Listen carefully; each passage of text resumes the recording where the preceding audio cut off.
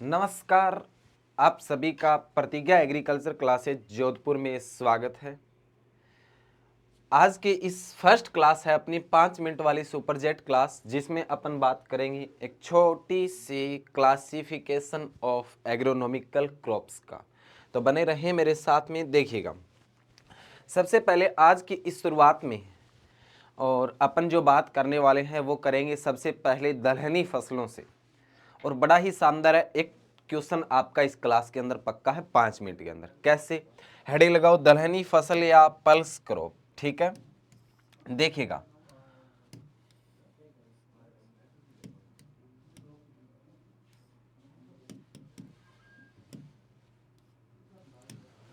Pulse crop या दलहनी फसल। सबसे पहले मैं आपको छोटी छोटी बातों की 2-4 बातें बता देता हूं। CKM3 आई बात समझ में? नहीं आया कुछ भी? यहां तक कुछ भी नहीं आया ना? चलिए, आएगा। सी का मतलब हो गया क्या? चना। और के का मतलब हो गया काबुली चना। कौन सा चना? काबुली चना। क्लियर? कोई समस्या नहीं। ये ट्रिपल एम का क्या मतलब है? M मोठ मटर मसूर। क्या हो जाएगा? मोठ मटर और मसूर। अब देखो मामला क्या है, बड़ा इजी सा मामला है और लास्ट तक सुनोगे तो आपको बहुत कुछ सीखने को मिलेगा इस क्लास में। चना का बोटनिकल नेम क्या है? सभी को पता है, साइसर एरिटिनम। क्या है? साइसर एरिटिनम। और काबुली चने का बोटनिकल नेम क्या है? सभी को पता है, काबुली चने का बोटनिकल नेम होता है साइसर काबुलियम। क्या होता है? साइसर काबुलियम। अब चलो नीचे, मोठ मटर मसूर। मोठ का आप सभी को पता है क्या है? विग्ना एकोनिटिफोलिया। क्या है? विग्ना एकोनिटिफोलिया। दलहनी फसलों की सारी इंपॉर्टेंट बातें इस क्लास में बताऊंगा, वीडियो बिना स्किप किए हुए पूरा देख लेना। मटर का भी सभी को पता है क्या होता है? Pisum sativum. और मसूर का क्या होता है? बताओ फटाफट, कमेंट करते रहो साथ साथ में आगे। Pisum sativum. और मसूर का क्या होगा? ये आप लोग कमेंट करना है, लेंस क्यूलिनेरिस होगा। क्या होगा? लेंस क्यूलिनेरिस। ये तो हो गए इन 5 फसलों के बोटनिकल नेम की बात। अब देखो इनके अंदर मैं बात करता हूं किसकी? गुणसूत्र संख्या की। इन्हीं के अंदर बात करूंगा अभी। इनके अंदर गुणसूत्र संख्या की बात करूं, 2n बराबर कितने हो जाएंगे? 14। चना काबुली के अंदर 2n बराबर हो जाएंगे आपके 16। 14 और 16। बताओ कोई समस्या? नहीं है? पक्का नहीं? बिल्कुल नहीं। अब देखो इन तीनों के अंदर मैं गुणसूत्र संख्या की बात करूं तो याद रखना कितने होंगे? 2n बराबर 14। 14, 16, 14। क्लियर? बताओ कोई समस्या? अब देखो इन्हीं पांचों के अंदर सबसे पहले अपन बात कर लेते हैं, आगे बढ़ने से पहले किसकी? प्रोटीन कंटेंट की। क्योंकि आप सभी को पता है जो दलहनी फसल है, जो पल्सेस क्रॉप है, वो सबसे अच्छा स्रोत किसका होती है? प्रोटीन का होती है। अरे गलत बोल रहा हूं क्या? बिल्कुल सही बोल रहे हो। देखो तो अब चना के अंदर जो प्रोटीन की बात आती है तो कितनी प्रोटीन होती है? चने के अंदर 21% प्रोटीन होती है। चने के अंदर प्रोटीन कितना होता है? प्रोटीन कितना होता है? 21% होता है। भी प्रोटीन का ही तो अच्छा स्रोत है, उसी की बात नहीं करेंगे फिर मतलब क्या हुआ सुपर जेट क्लास का? सही बोल रहा हूं या गलत बोल रहा हूं? बताओ भाई कमेंट करके फटाफट। अरे सही बोला या गलत बोला? भी जिसके अंदर प्रोटीन होता है और उसी की अपन बात नहीं करें तो ये बात अच्छी है क्या? नहीं है ना? चलेगा। उसके बाद आ जाओ मोठ के अंदर। मोठ में प्रोटीन कितना होता है? तो याद रखना 18 से 22.5% आपकी 12th की बुक में दिया है। और वैसे आईसीआर की बात करें तो 22 से 24 होता है, लगभग सभी के अंदर 22 से 24 होता है। तो मैं आपको 12th का मामला बता देता हूं, कितना होता है? 18 से 22.5% है। किसकी, मोठ के अंदर प्रोटीन, याद रखना कितनी है, 18 से 22.5% प्रोटीन। उसके बाद आ जाओ किसके अंदर, मटर के अंदर। मटर में कितनी होती है, 22.5%। ये सीधा ही लिख देता हूं मैं, 22.5% किसमें होती है प्रोटीन, मटर के अंदर। फिर आ जाओ मसूर के अंदर। मसूर में याद रखना 24 से 26% प्रोटीन होता है। कितना होता है, 24 से 26% प्रोटीन किसमें हो जाएगा, मसूर में। यहां तक किसी को कोई समस्या नहीं है, इतना मामला हो गया इनका क्लियर। सी के ट्रिपल एम, नई समस्या। आगे देखो, आगे अपन बात करते हैं क्या, एसी में बस राजा, एसी में मैं राजा और नहीं रह सकती, कहीं मुझे दूर लेके चलो। क्या बोल रही है कि मैं एसी में और ज्यादा नहीं रह सकती, एसी में, एसी में बस राजा।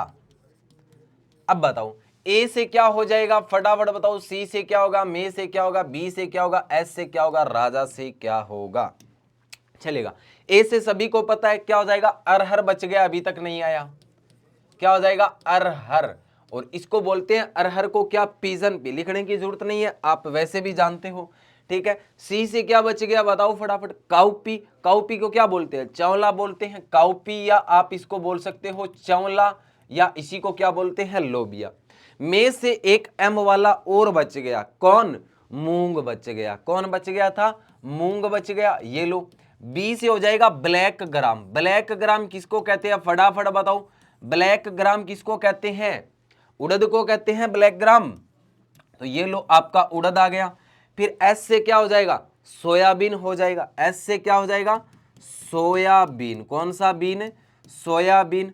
और राजा से हो जाएगा राजमा। क्या, ये सभी दलहनी फसलें हुई नहीं अभी तक, बहुत कुछ बाकी है। अरहर का बोटनिकल नेम बताओ क्या होता है, केजान्स केजान। क्या होता है, केजान्स केजान। बताओ कोई समस्या नहीं है सर, पक्का, ठीक है। चौला का बताओ, चौला का बताओ, विग्ना अंगुइकुलेटा होता है। क्या होता है, विग्ना अंगुइकुलेटा, विग्ना अंगुइकुलेटा, याद रह जाएगा, याद रखना पड़ेगा भैया। उसके बाद आ जाओ किसके अंदर, मूंग। मूंग का सभी जानते हो क्या होता है, विग्ना रेडिएटा। क्या होता है, विग्ना रेडिएटा। क्या होता है मूंग का, विग्ना रेडिएटा। उसके बाद ब्लैक ग्राम, उड़द का क्या होता है, विग्ना मूंगो होता है। क्या होता है, विग्ना मूंगो, विग्ना मूंगो।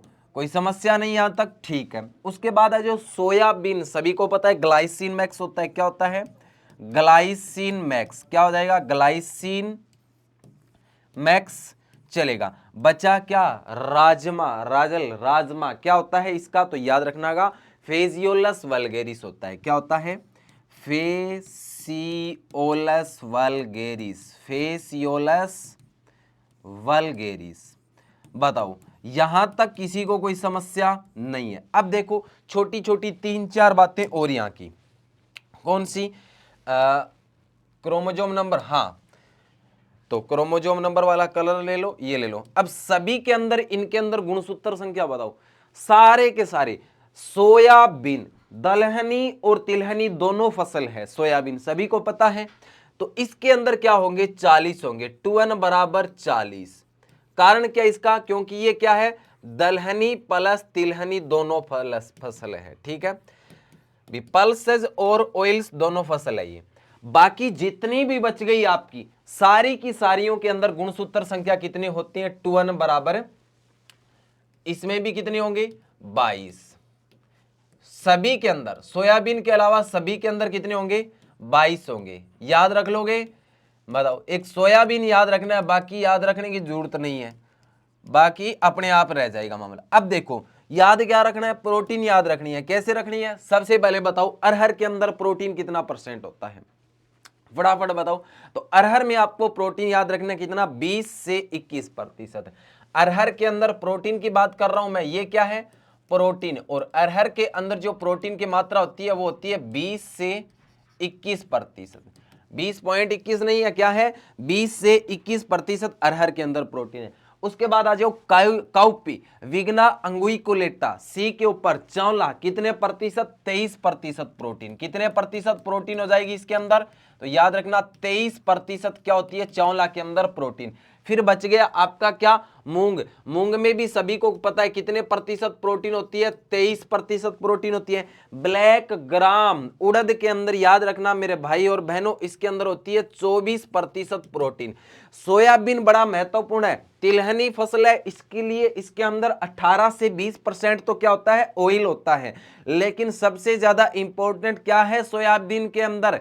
प्रोटीन की मात्रा, जो कितनी होती है? 40 से 43.5%। कितनी होती है सोयाबीन में प्रोटीन? सोयाबीन के अंदर प्रोटीन की बात करूं तो 40 से 43.5%। कई जगह 40 से 45 मिलता है, तो 40 और 45 के बीच में याद रखिए 40 से 43.5% आपकी 12th की बुक का मामला है। ठीक है, बचा क्या? राजमा, फेजियोलस वल्गेरिस, इसके अंदर होता है 22.9%, या आप इसको लिख सकते हो कितना? 23% क्या होता है इसके अंदर? प्रोटीन होता है। बताओ यहां तक किसी को कोई समस्या? कोई समस्या नहीं है ना? ये तो हो गया इनका मामला, गुणसूत्र संख्या, बोटनिकल नेम और प्रोटीन की मात्रा। अब देखो 2-4 लाइनें और छोटी छोटी है जो बड़ी महत्वपूर्ण है। कौन कौन सी? पल्सेस क्रॉप की बात कर रहे हैं अपन। किसकी बात कर रहे हैं? पल्सेस क्रॉप, दलहनी फसलों की बात कर रहे हैं ना? अरे इन्हीं की तो बात कर रहे हैं, दलहनी फसलों की। अब दलहनी जो फसलें हैं आप सभी को पता है सारी की सारी कौन से कुल में आती है? लेग्यूमिनेसी कुल में आती है। सभी की सभी कौन से कुल में आती है? लेग्यूमिनेसी कुल में आती है। कुल याद हो गया, गुणसूत्र संख्या याद हो गया, बोटनिकल नेम याद हो गया, प्रोटीन की मात्रा याद होगी। अब याद रखना क्या, जो दलहनी या जो पल्स शब्द है ये कौन सी भाषा से लिया गया है? तो याद रखना दलहनी शब्द है वो पुर्तगाली भाषा से लिया गया है। कौन सी भाषा से लिया गया है? ये जो शब्द है ये पुर्तगाली भाषा से लिया गया है। कौन सी भाषा से? पुर्तगाली भाषा से। ठीक है साहब। अब ये जो लेग्यूमिनेसी शब्द है ना, इस लेग्यूमिनेसी शब्द को याद रखना, लेग्यूमिनेसी के अंदर जो लेग्यूम शब्द है वो याद रखना लेटिन भाषा का है। इसमें जो लेग्यूम शब्द है, कौन सा लेग्यूम शब्द कौन सी भाषा का है? तो याद रखिएगा लैटिन भाषा का है। अब सभी की सभी दलहनी फसलों की मैं थोड़ी थोड़ी और मोटी मोटी बातें बताऊं तो सभी दलहनी फसलों का जो फल प्रकार होता है, क्या? फल प्रकार। फल प्रकार या जो फल होता है वो क्या कहलाता है? पोड या फली कहलाता है। क्या कहलाता है? पोड या फली। ठीक है, उसके बाद इनफ्लोरेसेंस की बात करते हैं, किसकी? पुष्पक्रम की। यह बड़ा महत्वपूर्ण रहता है पुष्पक्रम। कैसे रहता है महत्वपूर्ण? इसके पुष्पक्रम को क्या बोलते हैं? रेसिम बोला जाता है। क्या कहते हैं? रेसिम। या आप इसको ऐसे भी याद रख सकते हो, क्या? Axillary raceme. क्या? Axillary raceme. ये दोनों आप इसको याद रख सकते हो, क्या? इनका पुष्पक्रम। क्लियर? बताओ यहां तक किसी को समस्या नहीं है? जितनी भी आपकी दलहनी फसल है सभी की सभी कैसी प्लांट है? C3 प्लांट है। सभी के अंदर कैसा परागण होता है? तो याद रखना सभी में कैसा परागण होता है? स्व परागण होता है। पक्का? बिल्कुल पक्का। लेकिन एक को छोड़ देना। कौन सी छोड़ देना है? कौन सी छोड़ोगे? बताओ। अरहर को छोड़ना है। अरहर का बोटनिकल नेम क्या था? केजान था। क्यों छोड़ना है? क्योंकि अरहर के अंदर बहुधा क्रॉस पोलिनेशन होता है। इसके ब्रैकेट में लिख रहा हूं मैं, अपवाद मान सकते हो आप इसको, बहुधा क्रॉस पोलिनेशन। बहुधा क्रॉस पोलिनेशन। बताओ किसी को कोई समस्या यहां तक नहीं है ना? चलेगा। तो ये हो गई कुछ छोटी छोटी बातें। अब आप सभी को पता है कि जितनी भी दलहनी फसल है सभी की सभी दलहनी फसल किसका नाइट्रोजन स्थिरीकरण करती है? अरे सभी दलहनी फसल क्या करती है? दलहनी फसलें नाइट्रोजन स्थिरीकरण करने वाली होती है। नाइट्रोजन स्थिरीकरण करती है। लेकिन एक फसल है जो नहीं करती। कौन सी? अपवाद क्या है इसका? अपवाद है मेरे भाई और बहनों क्या? राजमा। राजमा क्यों कौन करा भाई? इसको नाइट्रोजन अपने को देना पड़ते हैं, इसीलिए ये नाइट्रोजन स्थिरीकरण नहीं करती, इसलिए इसको अपन 120 किलोग्राम प्रति हेक्टेयर नाइट्रोजन देते हैं। लेकिन एक चीज और लिखना चाहता हूं मैं यहां पर, क्या? सबसे ज्यादा नाइट्रोजन स्थिरीकरण कौन सी फसल करती है? तो याद रखना रिजका करती है 194 किलोग्राम प्रति हेक्टेयर। सबसे ज्यादा कौन करती है? रिजका करती है। अब दो बातें और सुनो मेरी छोटी छोटी, उसके बाद आपकी आज की क्लास फिनिश हो जाएगी। एक तो आपने सुना कौन सी? खरीफ की फसल। कौन सी? खरीफ की फसल। और इधर मैं बात करता हूं किसकी? रबी की फसलों की। किसकी? रबी की जो दलहनी फसल है। अब मुझे पहले तो ये बताओ खरीफ की दलहनी फसल कौन कौन सी है? खरीफ की दलहनी फसल अरहर हो जाएगी, मूंग हो जाएगी, उड़द हो जाएगी, चावला हो जाएगी और मोठ हो जाएगी। 5 अंगुलियों पे 3 अक्षर वाली खरीफ की फसलें याद रखनी है। मोठ, चावला, उड़द, मूंग। पहले तो लिखो मोठ और मूंग, दो दो अक्षर वाला लिख लो। क्या? मोठ और मूंग, दोनों की दोनों क्या है? रबी की है। उसके बाद चावला और उड़द 3 अक्षर वाली लिखो, चावला और उड़द। और लास्ट बचा क्या? अरहर। कौन सा? अरहर। अब सुनो मेरी बात, जितनी भी दलहनी फसल होती है खरीफ वाली, उनके अंदर जो अंकुरण प्रकार होता है, क्या? इन सभी के अंदर जो अंकुरण प्रकार होता है, क्या? जर्मिनेशन टाइप होता है। क्या? अंकुरण प्रकार। तो इनके अंदर याद रखना है आपको, क्या अंकुरण होता है? वो खरीफ फसलों, खरीफ दलहन के अंदर अंकुरण प्रकार होता है ईपीजीएल। कैसा होता है? ईपीजीएल होता है। किस प्रकार का होता है? ईपीजीएल। लेकिन क्या? अरहर ये क्या है? अपवाद। इसलिए इसके अंदर अपवाद है, तो कैसा होगा? हाइपोजियल होगा। कैसा होगा? हाइपोजियल होगा। क्लियर? ठीक है। उसके बाद चलो अपने किसमें? रबी के अंदर चलो। किसमें चलते हैं? रबी में चलते हैं। अब रबी वाली क्या कहती है सुनते हैं फटाफट। इधर देखो रबी वाली के अंदर सुनते हैं। देखो रबी के नाम बताओ मुझे, कौन कौन सी फसल होती है रबी की दलहनी फसलों के अंदर? अपन बात करें चना, मटर, मसूर। कौन कौन सी आ जाएगी? चना, एक तो आ गया आपका चना, एक आ जाएगा मटर, एक आ जाएगा मसूर।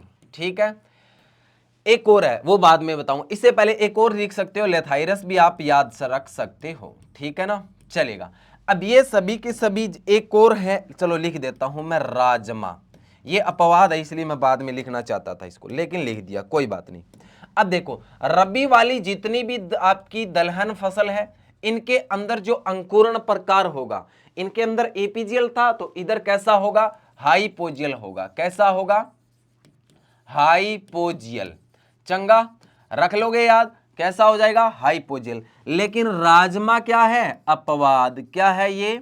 अपवाद। इसलिए इनके अंदर अंकुरण कैसा होगा? राजमा के अंदर ईपीजियल होगा। क्या? हाइपोजियल तो सभी में था, इसमें क्या होगा? ईपीजियल होगा। और ये मेरे हिसाब से आप सभी जानते होंगे हाइपोजियल और ईपीजियल क्या मामला है। तो देखो इधर हाइपोजियल और ईपीजियल की बात करें, ये ईपीजियल है, ये हाइपोजियल है। दोनों के अंदर आप अंतर साफ से देख सकते हो कि बीज के साथ जो बीज पत्तर साथ में जमीन से बाहर निकलता है, ठीक है, बीज पत्तर, उसको तो बोलते हैं ईपीजियल। और जो बीज पत्तर जमीन के अंदर रह जाता है, ठीक है, उसको बोलते हैं हाइपोजियल।